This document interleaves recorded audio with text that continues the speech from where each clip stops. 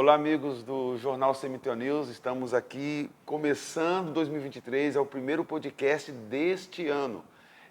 Para nós é o começo do ano, né? 2023, o primeiro podcast.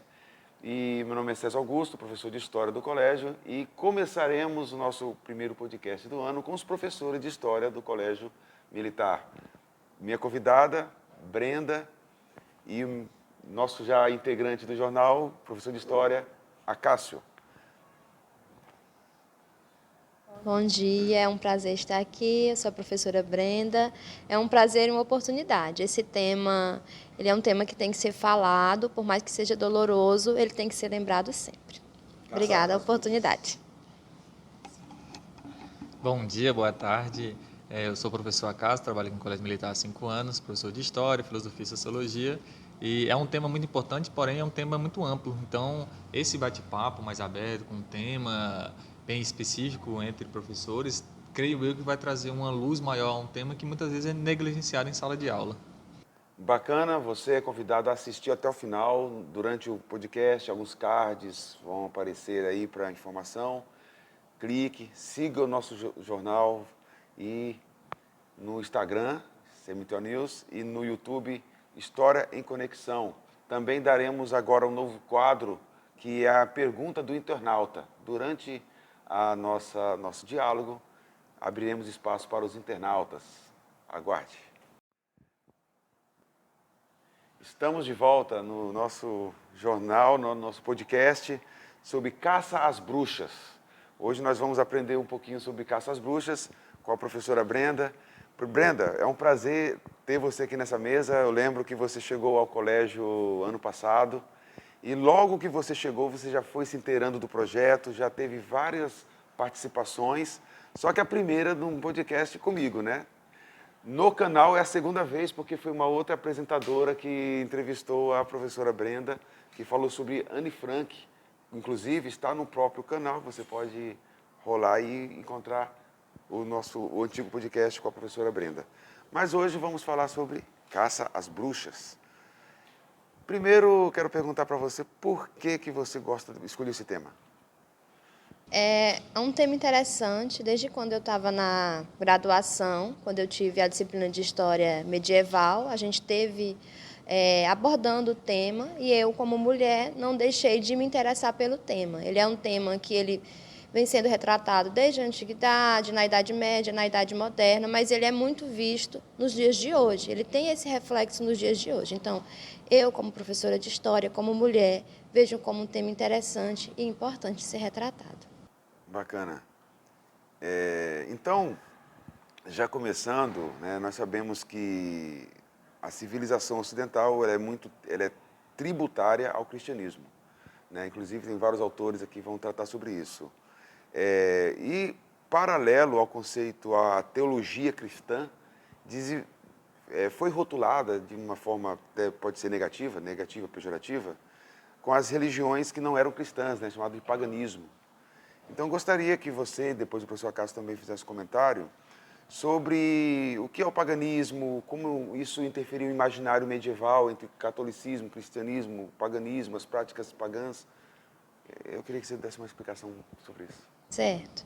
Falando de forma bem conceitual para os nossos ouvintes entenderem melhor, que eu entendo que a maioria são alunos, a prática do paganismo é aquela prática ligada a tudo aquilo que não estava dentro dos dogmas previstos na Igreja Católica.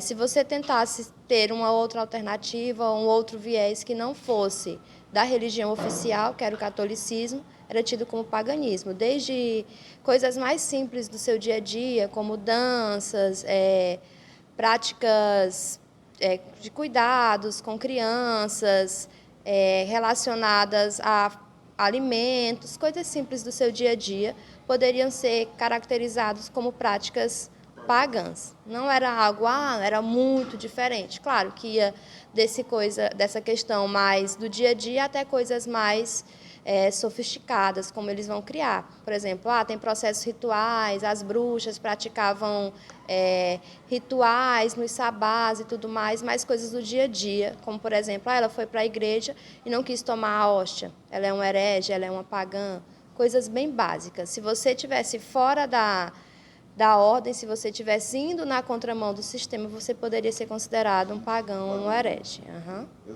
Eu lembro que pagão vem de paganos, né, que são os moradores do campo, nas vilas mais longínquas do Império Romano, que não foram cristianizadas, eram chamados de pagãos, né? Aí logo que você disse, atribuído também.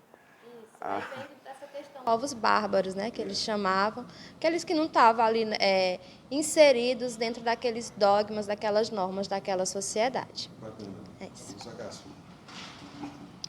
E é importante ressaltar que o início de praticamente qualquer religião é o animismo, que é a religião que são mais ligadas à crença em que elementos da natureza se transformam em divindades, porque sabemos que o homem, ao desenvolver a agricultura, e principalmente a razão, ao compreender a natureza à sua volta, ele, consequentemente, começa a perceber que a sua existência como ser civil, morando em comunidade, sociedade, vivendo a agricultura, necessita digamos assim, do equilíbrio da natureza. E o paganismo vem justamente dessas sociedades que vivem mais ao campo e que tinham essa relação mais íntima com a natureza, que acabavam, por exemplo, principalmente mulheres, né, a compreender a natureza em busca de remédios, analgésicos. E aí também tem um pensamento que vai se prolongar lá na frente, que é, se você conhece o corpo humano e conhece aquilo que faz bem, também seria capaz de conhecer os pontos negativos, o que faz mal também.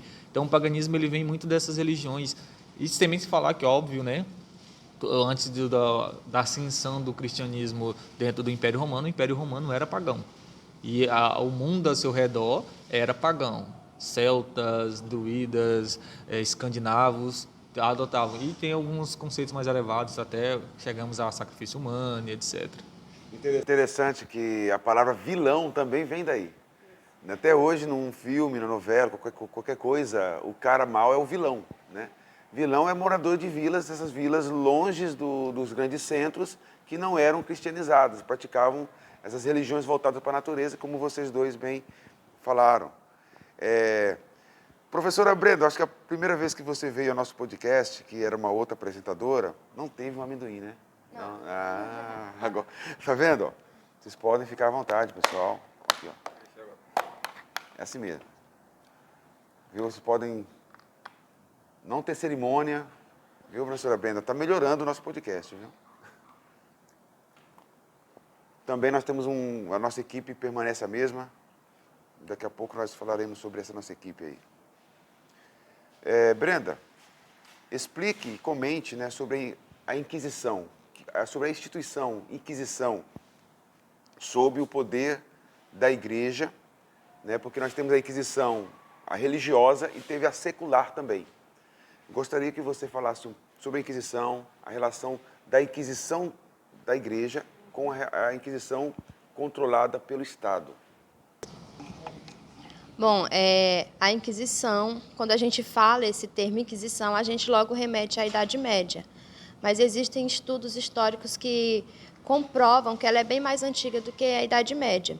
Existem estudos que provam que ela tenha surgido, inclusive, no momento que estavam sendo finalizados os escritos do Novo Testamento. Então, ela é remota à antiguidade, ela é bem antiga.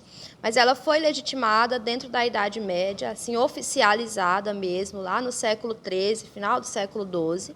Teve uma bula papal para legitimar, então era algo legitimado pela Igreja. Ela tenha surgido e ela surge dentro dessa questão religiosa para preservar, nesse contexto de Idade Média, estou falando dela no sentido legitimizado, né? Ela surge nesse sentido de ser legitimada, nessa perspectiva de preservar o catolicismo, né? Principalmente quando o catolicismo, a gente tem a conversão ali do Império Romano ao catolicismo, já começa essa questão de preservar o catolicismo. Então, ela vem exatamente para isso. Tudo que vai ser feito, tudo que vai ser dito, as pessoas que vão ser perseguidas dentro do contexto da Inquisição medieval e da Idade Moderna, era justificado dentro da religião. Essa é a que tem a tutela da Igreja, muito forte na Idade Média e muito forte também na Idade Moderna. Quando a gente fala de Idade Moderna, é interessante a gente saber que a Idade Moderna é um período transitório, né? Que a gente tem rupturas, mas a gente também tem permanências. É por isso que a Inquisição, essa questão de caça às bruxas, ela vai continuar muito forte na Idade Moderna. Você quer falar? Não, você falou uma coisa interessante, porque muita gente acha que começou um marco zero ali com a igreja, quando chegou, foi oficializada no Império Romano, né? Mas muita coisa, muitos sistemas jurídicos foram apenas apropriadas, né? Pela própria igreja. A Inquisição, esse tribunal, não sei se eu posso dizer, essa ordem jurídica, ela já existiria no Império Romano já. Só que ela teve um caráter religioso a partir do momento que a igreja... Ela pegou essa tutela para ela e oficializou. Então, é como se fosse mesmo a jurisdição da Igreja Católica, no sentido, estou falando no sentido mais oficializado por ela, naquele momento. Então, principalmente aqueles que eram ditos como hereges, que iam contra os pagãos, que a gente já comentou, eram os alvos principais. Então, a Inquisição ela surge nesse sentido de manter a ordem, de não desestabilizar, de não perder o meu poder político e ideológico que eu tenho aqui. Existem rumores dentro da própria igreja que faz com que eu possa perder o meu poder. Então, ela vai agir nesse sentido. Inclusive, um dos principais alvos do século XIII são movimentos que surgem ali no seio da Igreja Católica. Se não me engano, eram os valdenses e os... Eu não lembro agora o outro nome. Isso, exatamente, os cátaros. Então, ela surge nesse sentido. E aí, em contrapartida, a Inquisição, mais voltada para o cenário político, ela tem um levantamento já na Idade Moderna, é o ressurgimento da Santa Inquisição, né? E aí ela surge sob a tutela do Estado para perseguir mais crimes políticos, principalmente no Estado português, no Estado espanhol. Claro que ela vai ter a desculpa ideológica, vamos preservar o cristianismo, mas no fundo mesmo, a real intenção dessa nova vertente da Inquisição que surge no Estado moderno era para perseguir crimes políticos. E ela vai ser bastante atuante aqui no Brasil, a Inquisição espanhola, principalmente em relação aos cristãos novos. No Brasil colonial, ela vai ser muito vista também. Cássio, fala um pouco sobre a origem da Inquisição, os cátaros, a igreja. Esse é um tema, acho que o mais importante da compreensão é que ela destacou muito bem essa, digamos, perseguições a ramificações do cristianismo não começa lá no século XIII. Os alunos que tiverem a curiosidade, que possam pesquisar depois, dêem uma olhada em Gnoses.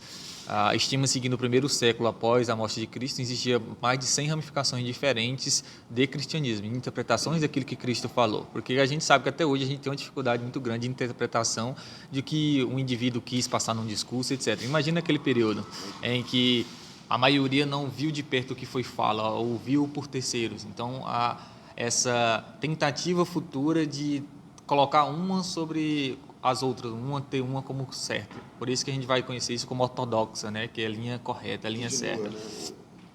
E aí, dentro da Igreja Católica, que vai assumir essa ortodoxia, essa linha correta, essa interpretação correta daquilo que Deus falou, que Cristo pregou aqui na Terra, você vai ter algumas ramificações dentro do próprio cristianismo, que é os cátaros, que eles tinham uma visão um pouco mais...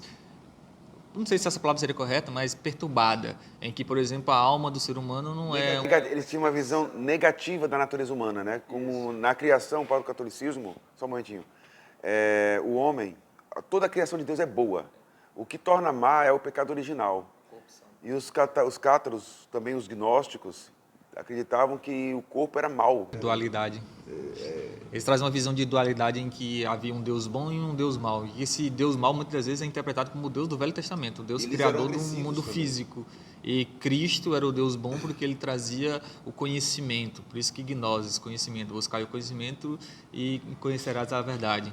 E entra um problema que a gente até comentou aqui um pouco antes, que é o gnosticismo, quando os cátaros, quando eles viam o corpo humano como negativo e mal, eles tentavam se abster de tudo em relação ao corpo, comida, sexualidade, família. Estimulava o suicídio. E aí tem uma das maneiras que eles viam de purificar o corpo. Purificar o corpo era justamente caso você tivesse tido uma vida pecaminosa, etc., distante, ou seja, voltada para o corpo, era o suicídio. E aí, obviamente, a taxa de mortalidade estava aumentando muito e a de natalidade diminuindo muito, porque a sexualidade, a família, a questão da família era vista como algo ruim, porque eles acreditavam que a alma, na verdade, era um anjo preso em um corpo pelo pecado, pelo Deus mau. Então, para libertar esse anjo, desse círculo infinito de ressuscitação, eu precisaria livrar meu corpo desses bens material, desejos. O sexo era a forma de proliferar o pecado, porque se eu coloco 10 filhos no mundo, são 10 pecadores. Mais anjos presos em corpos físicos, então eles abandonaram. Então, a Igreja Católica, lá com Gregório IX, a Inquisição em si, ela é estabelecida pela Igreja Católica tentando limpar, ou pelo menos tirar essa visão de mundo, porque estava sendo extremamente prejudicial para o contexto da época. E lembrando, sempre que a gente for analisar um contexto histórico, a gente não pode levar nossos princípios éticos e morais atuais. A gente tem que levar para a época. Porque muita gente olha para o medievo como, nossa, como era horrível a vida, etc. Mas a gente percebe que estava estabelecida, as pessoas viviam daquela forma e se conformavam daquela forma. E aí vem uma nova ramificação que estava criando um tumulto, uma desordem. E a Igreja Católica tentou colocar essa ordem. Como isso foi estabelecido, a gente vai ver um pouco mais à frente. É interessante que a palavra Inquisição, ela vem de investigação, inquérito. Investigação e história vem da mesma raiz etimológica. Então, nós, professor de história, você é um inquisidor. A palavra inquisição, exatamente, significa investigação. Só que a palavra... Para a próxima pergunta? Hã? Eu posso retomar um pouquinho antes de ir para a próxima pergunta? Pode, eu vou passar. Então, assim, a palavra Inquisição, ela ganhou, com o passar dos séculos, significados pejorativos, né? Eu fiz algumas anotações aqui, antes de passar para a Brenda. Existiram várias inquisições, não foi uma só, do começo ao fim, como a Brenda já começou a falar na primeira pergunta. Tem que ser analisado o ano, os contextos. A Europa não era um povo unificado, havia várias etnias, vários reinos, várias jurisprudências, né? Então, é uma questão que, às vezes, nos filmes de Hollywood é negligenciado isso aí, né? Só mostra lá. Tem a questão também, porque eu tive uma informação que, na época, o Papa e o Imperador ele exercia um poder tanto político quanto religioso. Por isso que um crime, um herege, era condenado. Para nós, hoje, é estranho, porque hoje você não conhece nenhum pastor que tem poder de polícia, né? Padre não tem poder de polícia, mas na época tinha poder. Então, quando esse poder foi unificado entre religioso e político, um crime à fé também era um crime político. E eu tenho uma informação aqui que foi Gregório VII, se eu não anotei errado, que foi que separou, né? Ele criou um tratado que separou o poder espiritual da igreja com o poder político. Pode falar. Não, é só uma coisa importante que o Acácio falou, que a gente não deve levar o homem de hoje lá para o contexto histórico que a gente está mencionando. E aí fica um adendo aqui para a gente, que a Igreja Católica que a gente vai mencionar várias vezes durante o nosso debate é a Igreja Católica medieval. Não é a dos dias de hoje, para a gente não cometer nenhum equívoco, nenhum estereótipo para quem está nos assistindo, tá? Não é nada pessoal contra a crença de ninguém, mas são fatos históricos que aconteceram e a gente entende que hoje essa igreja, a gente vai ver que a Inquisição não ficou só na Igreja Católica, os protestantes também aderiram, mas elas passaram por modificações e por reformas e hoje não é uma pauta delas. Então, sempre que a gente se referir lá no contexto medieval, Idade Moderna, a gente não pode fazer esse pré-julgamento, né? Levar o meu eu. O homem medieval não é o mesmo homem de hoje, né? A gente não pode fazer essas misturas. A gente, como historiador, aqui é um debate historiográfico, que a gente tanto trabalha na universidade, a gente não pode julgar o homem medieval. Ele estava vivendo na época dele, né? Era uma época diferente da nossa. A gente tenta compreender. Enquanto historiador, a gente não é papel de estar aqui julgando, aquele homem foi ruim, foi mal. Claro que foram atos perversos, mas era um homem vivendo em um tempo diferente, em um espaço diferente, uma sociedade totalmente diferente da nossa. Tem uma questão também que todo ordenamento jurídico penaliza pessoas, né? Alguém vai ser criminoso em qualquer lugar do mundo de acordo com o sistema jurídico de sua época. Então, assim, eu faço uma pergunta retórica. Por que tanto espanto com pessoas que foram condenadas por este ordenamento jurídico? Não é? Parece assim, na época não deveria ter criminoso, havia pessoas criminosas, como também houve injustiças também. Só que parte dessa visão é afetada pelos filmes de Hollywood. só mostra um lado da história, não mostra que houve vários contextos, não mostra que na Inquisição o cara que era considerado herege, ele recebia uma carta com antecedência para ele saber que ele ia ser intimado. Dependendo da condução da Inquisição, ele tinha o direito até de solicitar a troca do inquisidor. E hoje eu não conheço alguém que pode falar assim: ei, eu não quero ser julgado por você. Não, o juiz falou: olha, você separou da tua esposa, a divisão de bens, a sentença é essa. E você não questiona hoje. Na época era questionado. Não Às vezes não era válido, mas era questionado, né? E a questão da igreja, nos filmes de Hollywood, sempre trazem a igreja de um caráter político. Mas existe o lado do evangelho, da salvação das almas, do arrependimento, que faz parte do cristianismo. Inclusive, vamos entrar mais em detalhes aqui, né? Que muitos que eram... Primeiro, na época que nós estamos falando, era normal a tortura. A consciência das pessoas aprovava a tortura. Agora, se jogar hoje para um homem contemporâneo, nós nos espantamos, uma pessoa apanhando por conta de uma religião. Porque hoje nós estamos num estado muito laico, muito secular. A nossa sociedade hoje não é tão religiosa como na época. Por isso que nós nos espantamos. Por isso que o perigo, como você ressaltou, do anacronismo, né? Agora, entrando um outro caminho aqui no nosso podcast, sabemos que a maioria das pessoas que foram condenadas, ou acusadas de bruxaria, são mulheres. Eu gostaria que você falasse um pouquinho da posição da teologia católica, que à época ainda não chegou ao protestantismo, né? Sobre a cosmovisão da igreja teológica entre o feminino. Queria que você falasse. Certo.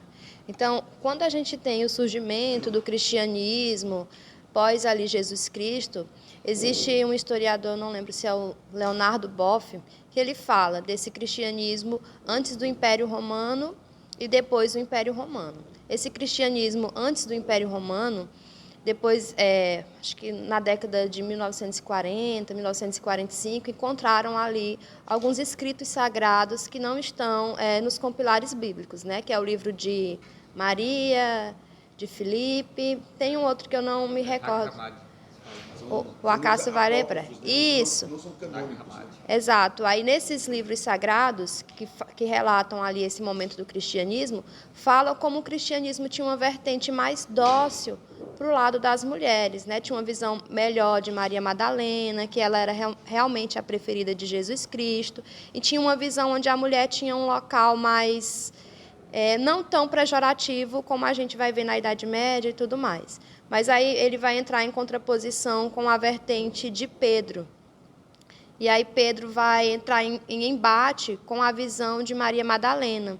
E aí vai começar esses rumores de que elas não eram dignas, de que elas deveriam ser combatidas. Segundo esse historiador, é como se fosse meio que uma antipatia que vai surgir, e essa antipatia, essa visão de Pedro de relegar mais a mulher dentro do cristianismo, ela vai ganhar muita força dentro do Império Romano. Quando o Império Romano se converter ao catolicismo, essa vertente mais forte de Pedro, mais machista, não é um termo que existia na época, mas eu vou usar agora para ser mais clara, ela vai vir com mais força. Então, a partir daí, a partir do Império Romano, a gente tem ali uma igreja católica que vai começar, de fato, demonizar a figura da mulher.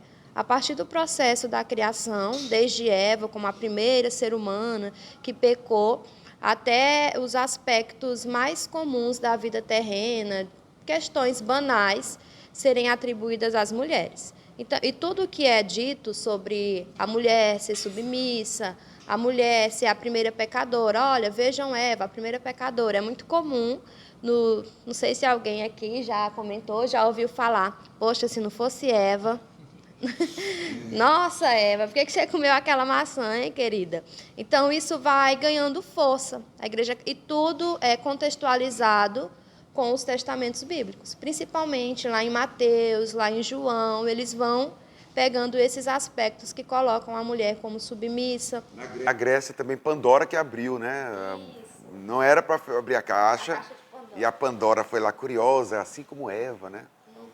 E aí vai aumentando essa questão, o cristianismo, principalmente o medieval, através desses manuais, né, de caça às bruxas, não vai ter só o de Maleus Maleficários, mas vai ter outros, e eles vão começar a tratar a figura da mulher como algo demonizado. A mulher vai ser a abertura para todos os males que vai acontecer, tanto no final da Idade Média, como na Idade Moderna, principalmente naquele período ali do final do século XIV e século XV. Acho que um papel importante também do paganismo é que as primeiras religiões elas observam as coisas simples da natureza, tanto que levou um certo tempo, até na região ali da Mesopotâmia, para os homens começarem a compreender que era através da relação sexual entre homem e mulher que surgiam as novas vidas, né? A procriação. Então eles começavam a acreditar que as mulheres naturalmente tinham um dom da vida, que a gravidez vinha depois dos festivais, né? Dos solstícios, e que isso era algo natural da mulher, como acontecia na natureza, quando a árvore dá a flor, depois os frutos. Então a mulher ela começa a ganhar esse ar divino. Em qualquer religião pagã sempre vai haver essa dualidade entre um deus masculino e o feminino, mas a adoração geralmente era em maior quantidade a deusa feminina. Então você vai ver muito a Mãe Terra, quando você vai olhar para a cultura escandinava, você vai ouvir muito falar Odin Thor, mas quando você de fato isso no cinema, né, Odin Thor, mas quando você vai de fato aos escritos nórdicos, você vai ouvir falar muito mais sobre Freya. Boa parte dos rituais é em homenagem a Freya, sacrifício de animais e até sacrifício humanos. Em situações, por exemplo, extrema de fome ou frio, que as plantações não estavam tendo sucesso, membros da família se auto-sacrificavam para derramar seu sangue, devolvendo aos deuses o dom da vida, principalmente a Freya, que era responsável pela fertilidade do solo, para que a raça humana continuasse. Então, o feminino tinha um papel muito importante. E o cristianismo, depois da ascensão da Igreja Católica, ele começou digamos, a rivalizar. E aí, até hoje a gente consegue compreender, quando você olha por esse miticismo, por que com o tempo a mãe de Jesus Cristo, Maria, ganhou uma proporção muito grande. Em populações, por exemplo, como o México, que tinha a sua boa parte das suas divindades femininas, Maria, a maioria das vezes, é muito mais cultuada do que o próprio Cristo. Então, é algo que parece ser natural do ser humano, cultuar tanto o feminino como o masculino. Mas, bem sabemos que a partir do século XIII, essa visão feminina foi corrompida, podemos assim dizer, porque tentando combater o próprio paganismo, essa ideia de uma mulher forte não era talvez tão agradável para a época. E infelizmente Eva sempre foi de fato linkada a essa fragilidade da mulher, a uma fraqueza maior de aproximação ao demônio. Então vamos ver que ela namorava, que fazia orgias com demônios e esse tipo de coisa que vai demonizando a mulher. E muitas vezes por instinto natural. O homem muitas vezes é muito frágil, a mulher, a ser seduzido, a ceder, e aí o homem muitas vezes a não querer cumprir sua responsabilidade ou assumir o seu erro, é por culpa dela. Ela que me seduziu, ela que fez isso. E aí deu um ar místico a essas mulheres, como se elas tivessem poderes de manipular homens, sociedades, a própria natureza. A gente tem que tomar cuidado também, porque na época, no contexto, a religião, Platão já falava que a verdade do ser humano está no mito. Se essas narrativas mitológicas apontam as deficiências masculinas e femininas, é porque há alguma coisa ali que o mito vai abordar, né? E me permita acrescentar mais uma coisa que você falou, que eu vou falar que não foi o cristianismo. Antes do cristianismo, as religiões egípcias, a religião grega, que já é o tema do próximo podcast com a Maria Luísa ali. A questão, eu li um livro da Camille Paglia, e ela vai trazer um retrospecto de como as religiões da natureza, a feminino, as religiões voltadas para a terra, a sociedade eram matriarcais, e à medida que o homem começa a olhar para o céu, que Deus está no céu, o patriarcalismo começa a superar o matriarcado, né? Então é uma questão, o terreno já estava feito antes da igreja chegar, porque a própria Roma já era muito masculinizada, né? Outra coisa, Legoff, o que você falou, Legoff vai falar que nos primeiros séculos do cristianismo, a maioria dos adeptos ao cristianismo eram as mulheres, porque o Império Romano não era rígido com relação à questão feminina, até mesmo no ato de testar o filho, tinha que ser aprovado pelo marido, etc. Outra coisa, tem um historiador chamado Mário Pilosù, que trabalhou junto com Legoff também. Ele vai falar sobre a teologia cristã. Ela tem duplo simbolismo. A mulher, ela desempenha 2 papéis no imaginário católico cristão. Primeiro, Eva, porque foi por Eva que o pecado e os males entraram no mundo. E segundo, Maria, que foi por uma mulher também que entrou a salvação. Né? Interessante isso aí. Aproveitando, Brenda, na figura feminina, fale um pouquinho do contexto da feiticeira, da figura da feiticeira, se é uma figura que foi construída na Idade Média, se já existia antes. Contextualize, por favor. A figura da feiticeira, ela já vai existir antes, desde a antiguidade, só que ela tinha uma conotação não tão pejorativa. Inclusive, dependendo das sociedades da antiguidade, como você falou, algumas sociedades eram matriarcais, do Egito Antigo, as assírias, fenícias, as persas, tinham as mulheres ali como centralidade. A sociedade grega também, a gente tem Ísis, temos Osíris. Então, a questão da feitiçaria não tinha um caráter pejorativo. Esse caráter pejorativo ele vai começar a se criar realmente ali no cenário mais medieval. Mas, na antiguidade, a feitiçaria era vista como algo bom. Era o poder que a mulher tinha sobre o sobrenatural, o poder do amor, da fertilidade, da abundância. Então, ele vai sendo distorcido conforme aquilo que era necessário para a época. Esse poder, digamos aqui, da Igreja Católica para manter a ordem está pesando demais. Então, ele foi sendo diminuído. Então, não surgiu, de repente, ser feiticeira era algo ruim. Eu acordei e hoje eu vou dizer que todas as feiticeiras são ruins. Não, foi uma construção. Na antiguidade, tinha uma visão mais aceita, inclusive era interessante, né? Osíris, Ísis, Vênus, deusas do amor, tudo ligado à fertilidade. Tinha essa questão da sexualidade, ser algo bom. Já na Idade Média, em contrapartida à sexualidade, o corpo feminino ele vai ser demonizado. Mas nessa época não, era um corpo adorado, era um corpo venerado, era o que trazia prosperidade, era o que trazia fertilidade. E aí, aos poucos, ele vai sendo moldado de acordo com a necessidade daquela sociedade. Principalmente, eu sempre me remeto ao Império Romano. Ele está muito vinculado aí nesse sentido de distorcer essa imagem da feiticeira. Então, a feiticeira ela sempre existiu, mas nem sempre ela foi algo ruim para a sociedade. Na Idade Média, Idade Moderna, ela vai ser vista como algo ruim, sim, mas nas sociedades da Antiguidade ela tinha um caráter de fertilidade, de abundância, de amor, de prosperidade. Se caiu uma tempestade, a culpa é da feiticeira. Exatamente. Fala uma... E o que eu acho também bastante interessante é que a falta do conhecimento científico faz de pequenas coisas extraordinárias e esotéricas. Você imagine uma sociedade onde a medicina não é conhecida, em que, por exemplo, um simples corte na perna ali durante o seu dia na lavoura poderia infeccionar e de repente você perder uma perna ou passar dias acamado. E aí uma mulher que compreende, que observa a natureza, usando de medicamentos, ela coloca, por exemplo, uma pasta ali de seiva e sua perna cura. Então, para esses homens no campo, essa mulher é vista como poderes sobrenaturais. E a gente hoje sabe que, por exemplo, chá de gengibre de fato, baixa pressão, que alguns remédios naturais de fato funcionam no corpo. Então, coisas simples eram tidas como bruxaria, principalmente a medicina. E essas mulheres que traziam a vida, que cuidavam da sociedade, elas também tinham um status político, um status de respeito. E aí, muitas das vezes, durante a ascensão do Império Romano, esse status de autoridade vai ser questionado pela Igreja. Então, é óbvio que a prática delas vão ser colocado como negativa e o poder detentor dentro do poder político romano. É verdade que a feiticeira, como a professora disse aí, que foi contextualizada, né, contextualizou o papel da feiticeira na Idade Média,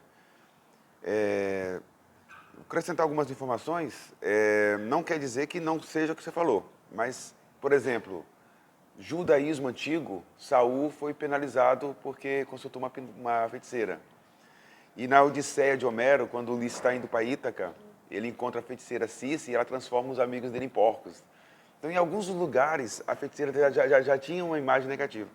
E o nosso tempo está um pouco curto. Antes de entrar para a parte do livro, o contexto da época ali do transição média para a Idade Moderna, a Europa estava passando por altas crises agrícolas, econômicas, políticas, etc. E isso afeta o imaginário das pessoas. Não era um imaginário como nós hoje, assim, uma visão mais matemática do mundo, era uma visão, ao contrário, mais mágica, religiosa. Então, fortaleceu-se esse preconceito contra as práticas das feiticeiras que vocês bem citaram. Vamos aqui para a última pergunta. Nós não temos muito tempo, mas vamos tentar aqui fazer de forma mais breve. Comente um pouco sobre o autor do livro, o livro Martelo das Feiticeiras, contextualize esses autores na história aí. Vamos lá. Certo. São 2 autores, eu posso pegar aqui? Pode, à vontade. A pronúncia dos nomes, eu sou um pouco suspeito para falar, não consigo falar muito bem. É o Henry Kamen e o James Spenger. Quando eles vão escrever esse livro e ele vai ser publicado, uma informação interessante que a gente tem para vocês é que ele surge bem na época também do Renascimento. Então fica aí também uma coisa aí para vocês pensarem. Surge bem na época ali que o Renascimento está surgindo, surge essa obra. Esses 2 autores, eles eram 2 religiosos, 2 clérigos, que tiveram ali essa função de criar esse manual. E aí, dentro desse manual, eles deixam nítido toda a sua misoginia contra as mulheres, né? A misoginia é o ódio exacerbado contra as mulheres. Então, dentro desse livro, a gente vê como essas pessoas trabalham esse quesito. E esse quesito não é um ódio à mulher. Dentro da Idade Média, ele não surge aqui só nesse escrito. Ele vai ser cultivado, ele vai ser criado, ele é o reflexo de tudo que começa a ser construído lá dentro do Império Romano, e eles vão tornar isso de forma mais palpável. Então, eles começam muito cedo dentro da religiosidade, eles eram clérigos, eles são os inquisidores, né? O inquisidor é aquele que vai te questionar quando você está lá sendo questionado sobre as suas práticas. Então, eles são os inquisidores que trabalham com essa questão de caça às bruxas. Falando mais um pouquinho do livro em si, é um livro muito forte, tem que ter estômago para ler esse livro. Ele é, de fato, o manual de caça às bruxas. Ele é dividido em 3 partes, né? A primeira parte, eles vêm contextualizar como que é a relação do demônio e a mulher, como que é vista essa questão, a mulher ser demonizada, por que o demônio consegue entrar de forma mais fácil na mulher, como que a mulher é mais suscetível a essa demonização. E tudo isso é contextualizado com aspectos bíblicos, principalmente no livro do Novo Testamento, de João e Mateus. E aí eles têm uma segunda parte, que é como identificar uma bruxa, que é muito interessante, que são aspectos, às vezes eles vão falar que quando ela era muito bonita, quando ela era muito feia, quando ela praticava rituais que utilizavam ali os unguentos, coisas da natureza, como o Acácio já mencionou aqui também, remédios, quando essa mulher não ia para a igreja, quando essa mulher tinha uma briga ali com os filhos, quando não se dava bem com os vizinhos, coisas básicas, como identificar uma bruxa, na segunda parte. Oi? Cabelo grande, também cabelo ruivo. Então, tinha uma série de características que eles vão traçar lá. Às vezes, se você pegasse todas, mas toda mulher tem um pouquinho disso, porque eles vão falar que toda mulher tem um pouquinho da Eva. Então, toda mulher... De Maria. Então, toda mulher, no fundo, tem a culpa. Mesmo que ela não esteja fazendo algo extraordinário, mas aquela culpa nasce com ela. Porque ela é um alvo mais fácil do demônio, porque ela é mais... porque ela surge da costela do homem, e essa costela, eles vão falar no livro, essa costela já era mais torta. Como é que Deus criou a mulher de uma coisa que já era meia torta? É por isso que ela já é meia propensa ao pecado. E aí eles falam também no livro que essa relação da mulher que se torna bruxa, com o diabo é feita através de um pacto. E esse pacto ele é através da relação sexual entre a bruxa e o demônio. A mulher que é tida como bruxa, ela vai se tornar uma bruxa mesmo, de fato, de direito, para eles, inclusive não tem nenhuma comprovação, eles só falam, e não tem nenhum registro histórico, comprovou que ela era realmente uma bruxa. Então, tudo é no imaginário, é nas ideias, é através dessa relação sexual. O diabo, ele se transforma, ele se encarna, né? E aí a bruxa tem essa relação. Então, eles falam sobre isso, como identificar uma bruxa, o que é ser uma bruxa, fiquem atentos à sua vizinha, aquela que já está muito velhinha, mas consegue fazer muitas poções, ela pode ser uma bruxa. Claro que vão ter os bruxos, né? Eles vão falar, mas eles vão se voltar para as mulheres. Inclusive, eles vão se basear no manual de Nicolas, eu não vou lembrar o sobrenome dele, mas era outro manual de Inquisição. Então, antes desse manual de Malleus Maleficarium, que era a caça às bruxas, tinham já manuais que trabalhavam essa jurisdição de como condenar, de como perseguir os hereges, mas o deles vai ser mais voltado para a figura feminina, porque eles veem na figura feminina um alvo fácil para o demônio se materializar e provocar todas aquelas coisas ruins, como César mencionou. Uma seca exagerada, uma lavoura que foi danificada por uma chuva intensa, uma chuva de granizo, e tinha uma mulher lá perto, então é aquela mulher. Peste negra, né? Então ela vai ser vista como um bode expiatório daquele momento que aquela sociedade vai estar vivendo. É um clima de caos, situação bem caótica, então elas vão pegar todas essas coisas horríveis e vão jogar aqui nesse livro, tudo contextualizado com os escritos bíblicos. Eu sempre quero deixar isso em pauta, porque o livro fala bastante disso.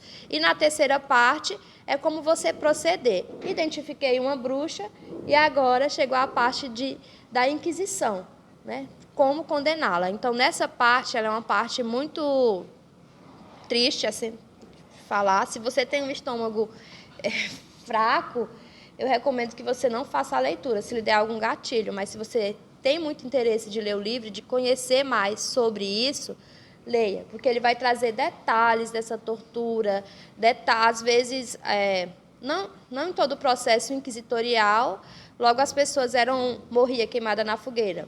Nem todos eram condenados à morte, né? Mas só de você... As penas era rezar o Pai Nosso.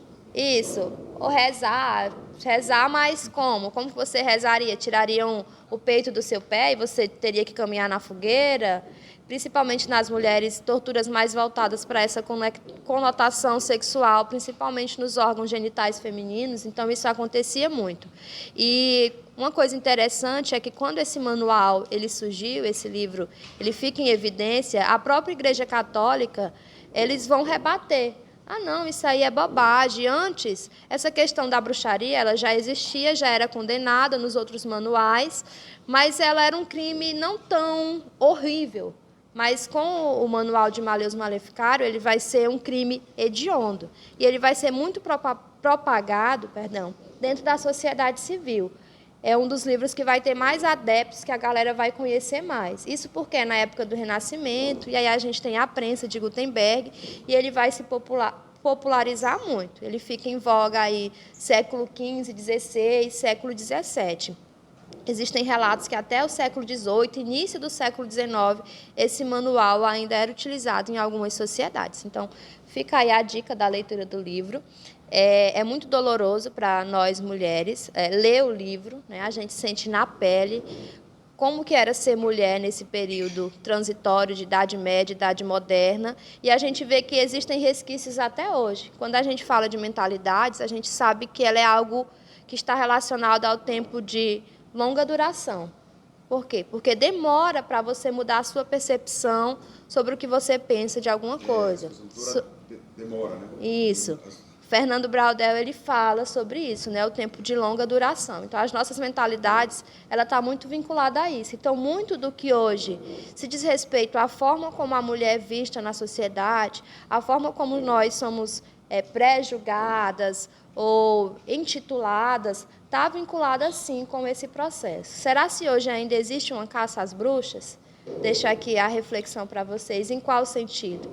E eu falo disso não como... Professora, a senhora fala isso mesmo, Legoff dizendo que o cristianismo salvou as mulheres? Sim, eu prefiro falar que não. Porque a gente está perto de 8 de março, né? A gente tem aí um dia não é um dia de comemorar, mas é um dia de luta para a gente refletir. né, como é que está o número de feminicídio, como é que está a situação das mulheres hoje no mundo e no Brasil. A gente sabe que nós temos várias conquistas, mas a gente tem muita coisa ainda para lutar. E esse manual ele não pode ser esquecido jamais, porque a vítima, o centro, o foco era a mulher. A figura da mulher ela vai ser demonizada dentro desse manual. Como historiador, a gente tem que analisar as fontes. Eu tenho tantas informações que ele foi um péssimo inquisidor e teve muita ficção nisso também. Mas seria para um outro debate. Seria um bom debate, não vamos entrar nessa questão. Brenda, nós estamos com tempo. Quanto tempo aí a nossa produção? Está acabando. Então, recebi algumas perguntas aqui dos internautas. Não vamos ter tempo de ler todas, mas eu vou destacar algumas aqui. Eu queria que você pincelasse rapidinho, antes para nós entrarmos naquele papo bacana lá. Queria para você falar da tua vida aí, do que você gosta, da Pitty aí.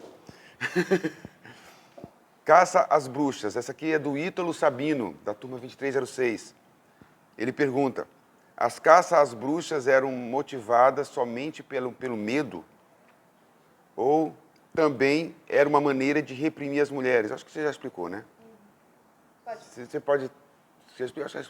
Eram as duas coisas. Principalmente reprimir, por conta dessa questão do cristianismo, do catolicismo na época, e isso vai gerar o quê? Vai gerar um imaginário de um medo.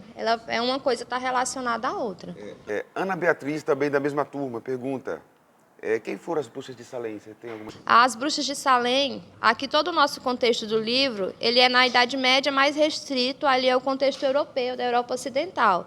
As bruxas de Salem está no contexto da colonização da América do Norte, ali nos Estados Unidos.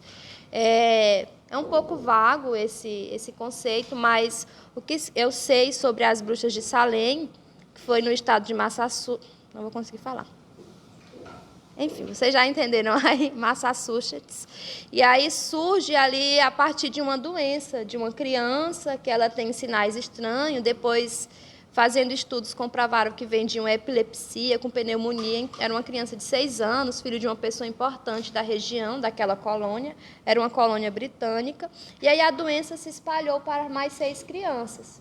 E aí já existiam esses rumores de bruxaria, de pessoas que têm um estereótipo que se encaixava, e tinha uma mulher lá que era, se não me engano, uma escravizada, exatamente, indígena, que aí ela meio que pagou o pato, porque ela se encaixava no perfil, né? Ela já contava muitas lendas de bruxas, e aí ela foi chamada para responder. Ela foi condenada, se não me engano, dentro do processo das bruxas de Salem, 20 a 25 pessoas vão ser condenadas, mortas, e umas 200 pessoas vão ser presas.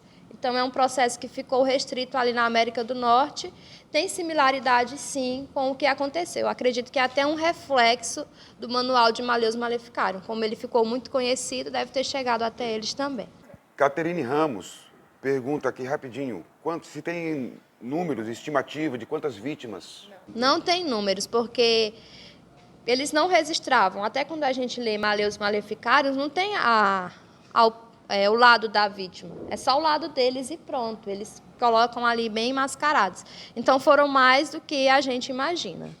Muito mais. A questão do Malleus Maleficarum tem um detalhe, que quando ele escreveu o livro, houve um papa chamado Inocêncio VIII, 18º, alguma coisa assim. Ele escreveu uma bula que realmente ele apoia as práticas do Kremer.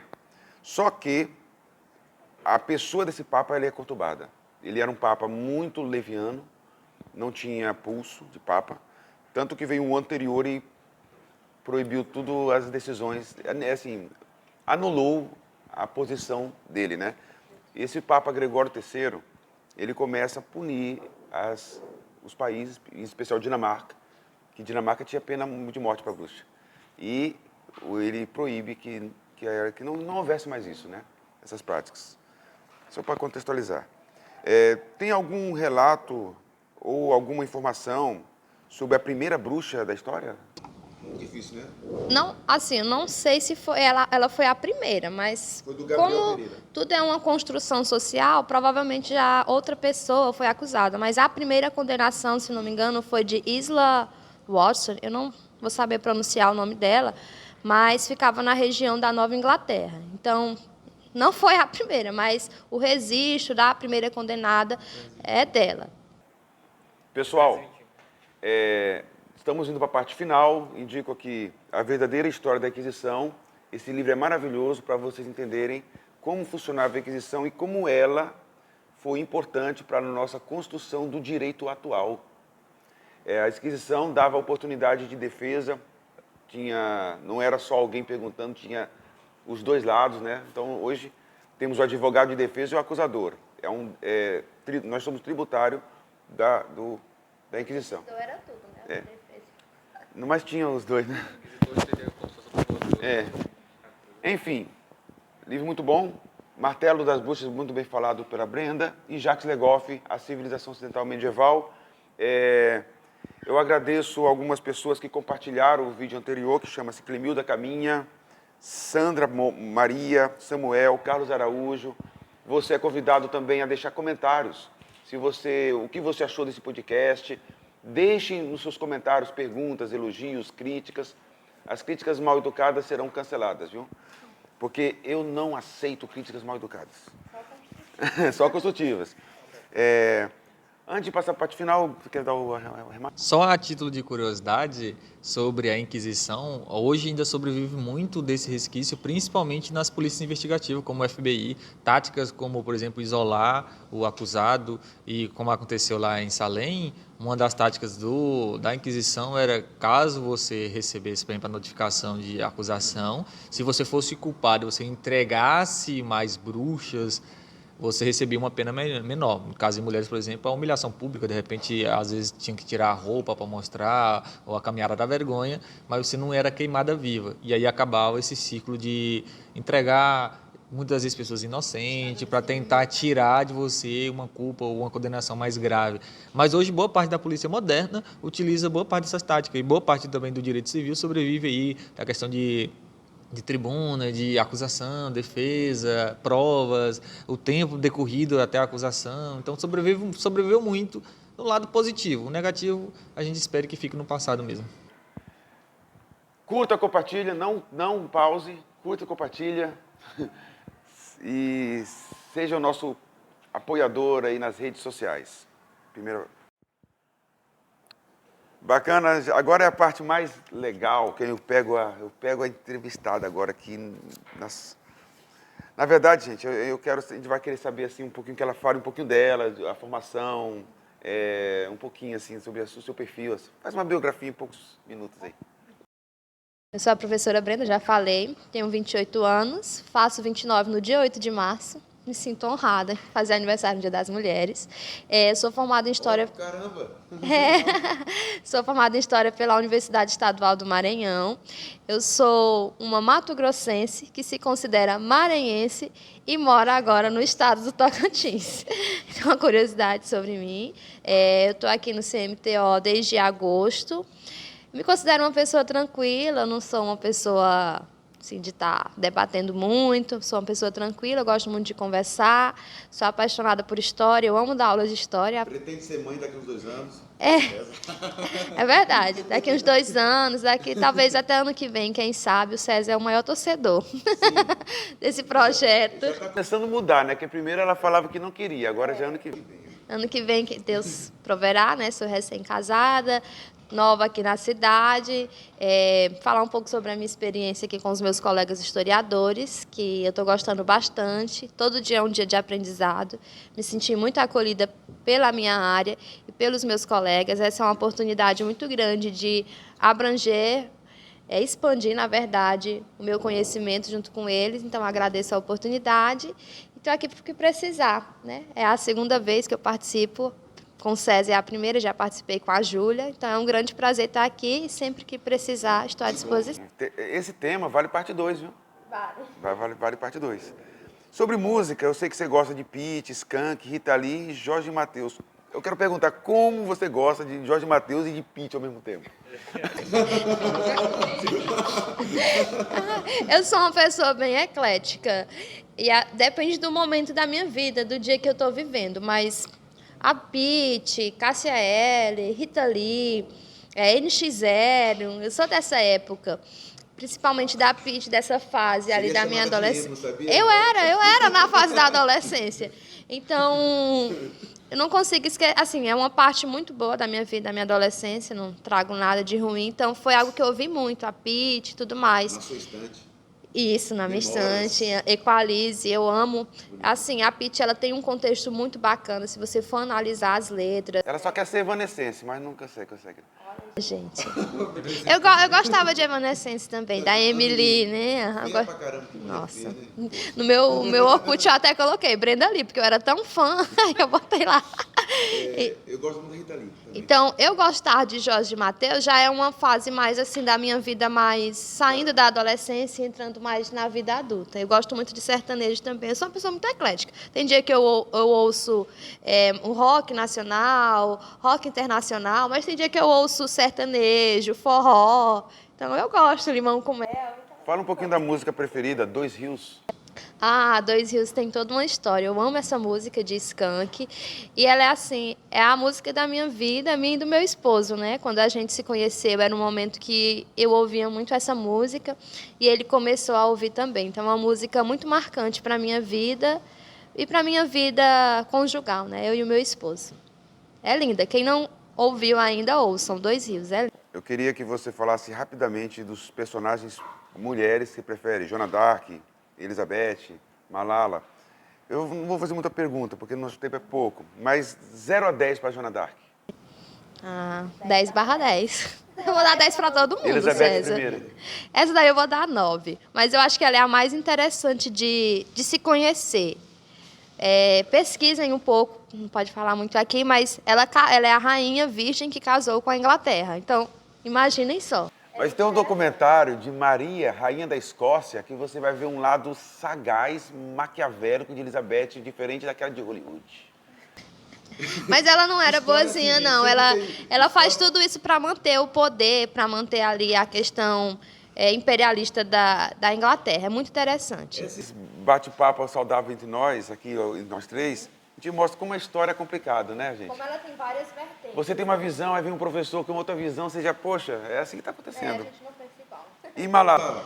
A Malala, ela é contemporânea, né, nossa. Eu sou suspeita para falar da Malala. A Malala é a minha grande inspiração como professora. Eu não me considero uma educadora, eu me considero uma professora. Sou uma professora de história. Então, a Malala é a minha grande inspiração. E eu sempre falo dela nas minhas aulas. Eu acho que, principalmente agora nas trilhas, eu já recomendei várias vezes o livro. Gente, lê o livro da Malala. O Pedro está aqui, não me deixa mentir. Porque ela é uma mulher que se levantou contra o Talibã para estudar.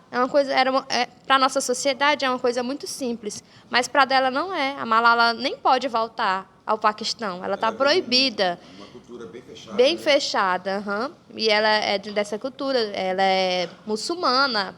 Não significa dizer que ela deixou de ser muçulmana, ela ama ser muçulmana. Mas existe esse lado extremo aí que vitimou ela. Então a Malala é 100/100. Sobre Elizabeth, tem vários olhares, né? Não é porque eu falei que Maria, que foi uma irmã lá que foi boicotada pela Elizabeth, que Elizabeth, politicamente, como rainha, foi uma péssima rainha. Foi realmente uma grande personagem. Sim, eu também gosto. cultural, Sim. econômico. Eu gosto muito da Elizabeth. Para levar o marido, churrascaria ou pizzaria?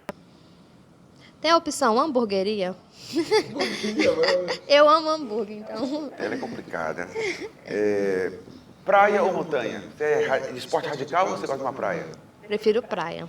Professora Brenda, muito bom ter você aqui no nosso podcast. Eu quero deixar uma lembrancinha, o jornal Cemitério News entrega uma lembrancinha para você, viu? E mais uma vez, você que já é da casa aí. mais sofisticado, ó. Arrasou. Viu, pessoal? Curta, compartilha, Cemitério News, o único jornal, porque não tem concorrência aqui nesse colégio. Tchau!